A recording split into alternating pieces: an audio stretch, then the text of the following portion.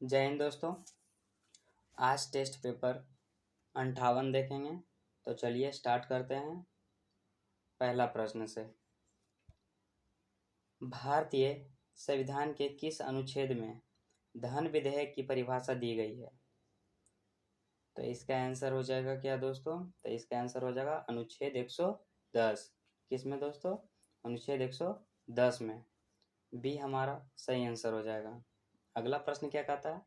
सर्वोच्च न्यायालय के न्यायाधीश कितनी वर्षों की उम्र में सेवा निवृत्त हो जाते हैं दोस्तों? होते हैं। तो इसका आंसर हमारा हो जाएगा 65 वर्ष में। कितने वर्ष दोस्तों? 65 वर्ष में। सी हमारा सही आंसर हो जाएगा। बढ़ते हैं अगले प्रश्न की ओर। भारत के नियंत्रक एवं लेखा परीक्षक का कार्यकाल कितना होता है? तो इसका आंसर हमारा हो जाएगा 6 वर्ष या 65 वर्ष। 6 वर्ष या 65 वर्ष, ये हमारा सही आंसर हो जाएगा दोस्तों। अगला प्रश्न क्या कहता है दोस्तों? राज्यसभा में सर्वप्रथम विपक्षी दल का नेता किसे चुना गया? तो इसका आंसर हमारा हो जाएगा कमलापति त्रिपाठी। कमलापति त्रिपाठी, ये हमारा सही आंसर हो जाएगा। बढ़ते हैं अगले प्रश्न की ओर। लोकसभा में सर्वप्रथम विपक्षी दल का नेता किसे चुना गया? तो इसका आंसर हमारा हो जाएगा राम सुभग सिंह। क्या हो जाएगा दोस्तों? राम सुभग सिंह। सी हमारा सही आंसर हो जाएगा। बढ़ते हैं अगले प्रश्न की ओर। उच्च न्यायालय के न्यायाधीश कितने वर्षों की उम्र में सेवानिवृत्त होते हैं? तो इसका आंसर हमारा हो जाएगा 62 वर्ष। क्या दोस्तों? 62 वर्ष, ये हमारा सही आंसर हो जाएगा। बढ़ते हैं अगले प्रश्न की ओर दोस्तों। पटना उच्च न्यायालय की स्थापना कब की गई? पटना उच्च न्यायालय की स्थापना कब की गई दोस्तों? तो इसका आंसर हमारा हो जाएगा 1916 ईस्वी में। कब दोस्तों? 1916 ईस्वी में। सी हमारा सही आंसर हो जाएगा।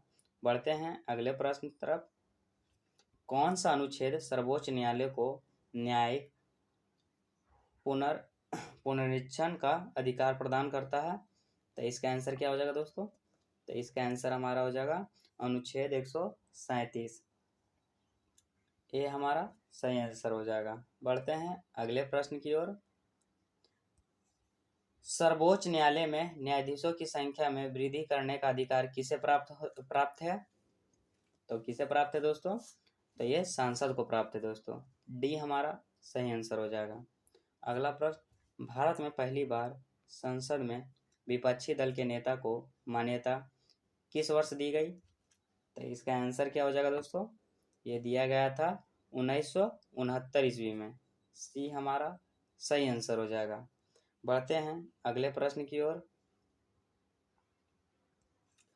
विधानमंडल का उच्च सदन कौन है? विधानमंडल का उच्च सदन कौन है दोस्तों? तो इसका आंसर हमारा हो जाएगा विधान परिषद। सी हमारा सही आंसर हो जाएगा। अगला प्रश्न क्या कहता है दोस्तों? किस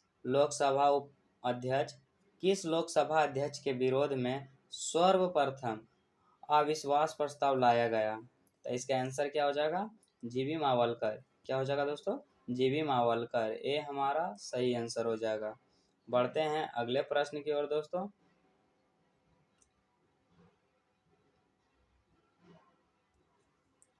भारत का प्रथम विधि अधिकारी कौन होता है? तो इसका आंसर हो जाएगा क्या दोस्तों हमारा? इसका आंसर हमारा हो जाएगा महान्यायवादी। क्या दोस्तों? महान्यायवादी। सी हमारा राइट आंसर हो जाएगा। बढ़ते हैं अगले प्रश्न की ओर दोस्तों। धन विधेयक सर्वप्रथम पेश किया जाता है, तो इसका आंसर हमारा क्या हो जाएगा दोस्तों? कहाँ पेश किया जाता है? ये लोकसभा में पेश किया जाता है। बी हमारा सही आंसर हो जाएगा। अगला प्रश्न क्या कहता है दोस्तों? कोई विधेयक धन विधेयक है या नहीं, इसका अंतिम निर्णय कौन करता है? तो इसका अंतिम निर्णय कौन करता है दोस्तों? ये करता है लोकसभा अध्यक्ष। कौन करता है दोस्तों? लोकसभा अध्यक्ष। बी हमारा सही आंसर हो जाएगा। बढ़ते हैं अगले प्रश्न की ओर दोस्तों। धन विधेयक को राज्यसभा अपने पास अधिकतम कितने समय तक रोक सकती है? तो ये जो रोक सकता है दोस्तों 14 दिनों तक। डी हमारा सही आंसर हो जाएगा। बढ़ते हैं अगले प्रश्न की ओर। भारतीय राज्य की प्रथम महिला राज्यपाल कौन है दोस्तों? तो इसका आंसर हमारा हो जाएगा सरोजनी नायडू। ये हमारा सही आंसर हो जाएगा। बढ़ते हैं अगले प्रश्न की ओर दोस्तों। भारत के महान्यायवादी की नियुक्ति राष्ट्रपति के किस अनुच्छेद के तहत करते हैं? तो ये करते हैं दोस्तों अनुच्छेद 76 के तहत। बी हमारा सही आंसर हो जाएगा। अगला प्रश्न क्या कहता है दोस्तों? जनहित याचिका कहाँ प्रस्तुत किया जाता है? जनहित याचिका तो ये कहाँ प्रस्तुत किया जाता है दोस्तों? ये सर्वोच्च न्यायालय में भी किया जाता है और उच्च न्यायालय में भी किया जाता है, इसलिए इसका आंसर हम लोग डी लगाएंगे, ए बी दोनों। बढ़ते हैं अगले प्रश्न की ओर दोस्तों। राज्य सरकार का प्रथम विधिक अधिकारी होता है, तो इसका आंसर क्या हो जाएगा दोस्तों? तो इसका आंसर हमारा हो जाएगा महाधिवक्ता। क्या हो जाएगा दोस्तों? महाधिवक्ता। बी हमारा सही आंसर हो जाएगा। अगला प्रश्न क्या कहता है दोस्तों? उच्च न्यायालय के न्यायाधीशों की नियुक्ति कौन करता है? तो उच्च न्यायालय के न्यायाधीशों की नियुक्ति राष्ट्रपति करता है। कौन करता है दोस्तों? राष्ट्रपति। डी हमारा सही आंसर हो जाएगा। बढ़ते हैं अगले प्रश्न की ओर। भारत सरकार के व्यय नियंत्रण करता है, तो इसका आंसर हमारा क्या हो जाएगा? नियंत्रक एवं महालेखा परीक्षक। कौन करता है दोस्तों? नियंत्रक एवं महालेखा परीक्षक। डी हमारा सही आंसर हो जाएगा। बढ़ते हैं अगले प्रश्न की ओर। नियंत्रण एवं महालेखा परीक्षक की नियुक्ति का प्रावधान किस अनुच्छेद में है? तो इसका आंसर हमारा हो जाएगा अनुच्छेद 148। कितना में? अनुच्छेद 148 में। बी हमारा सही आंसर हो जाएगा। अगला प्रश्न क्या कहता है? राज्य की कार्यपालिका शक्ति किसमें निहित है? तो इसका आंसर हमारा हो जाएगा राज्यपाल में। क्या दोस्तों? राज्यपाल में। सी हमारा सही आंसर हो जाएगा। अगला प्रश्न क्या कहता है दोस्तों? भारत के कितने केंद्र शासित राज्यों के पास अपना उच्च न्यायालय है? तो इसका आंसर हमारा हो जाएगा 2। बी हमारा सही आंसर हो जाएगा दोस्तों। बढ़ते हैं अगले प्रश्न की ओर।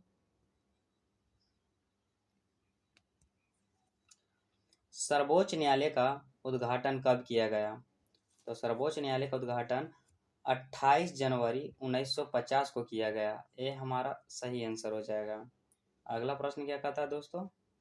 सर्वोच्च न्यायालय में कुल कितने न्यायाधीश हैं? तो सर्वोच्च न्यायालय में कुल कितने न्यायाधीश हैं? तो कुल 34 न्यायाधीश हैं। डी हमारा सही आंसर हो जाएगा दोस्तों।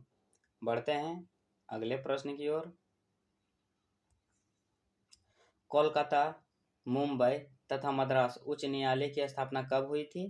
तो इसका आंसर हमारा क्या हो जाएगा दोस्तों? तो इसका आंसर हमारा हो जाएगा 1862। कब दोस्तों? 1862। सी हमारा सही आंसर हो जाएगा। अगला प्रश्न क्या कहता है दोस्तों? वर्तमान में भारत में कितने उच्च न्यायालय हैं? तो इसका आंसर हमारा क्या हो जाएगा दोस्तों? तो इसका आंसर हमारा हो जाएगा 25। उच्च न्यायालय कितने हैं दोस्तों वर्तमान में भारत में? 25। ये हमारा सही आंसर हो जाएगा। बढ़ते हैं अगले प्रश्न की ओर दोस्तों। उच्च न्यायालय का गठन किस अनुच्छेद के तहत किया जाता है? अनुच्छेद 214। अनुच्छेद 214। बी हमारा सही आंसर हो जाएगा दोस्तों। अगला प्रश्न क्या कहता है? सर्वोच्च न्यायालय तथा उच्च न्यायालय की कार्यकारी भाषा क्या है? तो इसका आंसर क्या हो जाएगा दोस्तों? अंग्रेजी। कार्यकारी भाषा क्या है दोस्तों? अंग्रेजी। डी हमारा सही आंसर हो जाएगा। अगला प्रश्न क्या कहता है दोस्तों? राज्यपाल को शपथ ग्रहण कौन करवाता है? तो इसका आंसर हमारा क्या हो जाएगा? उच्च न्यायालय के मुख्य न्यायाधीश। राज्यपाल को शपथ ग्रहण कौन करवाता है दोस्तों? उच्च न्यायालय के मुख्य न्यायाधीश। सी हमारा सही आंसर हो जाएगा। बढ़ते हैं अगले प्रश्न की ओर दोस्तों।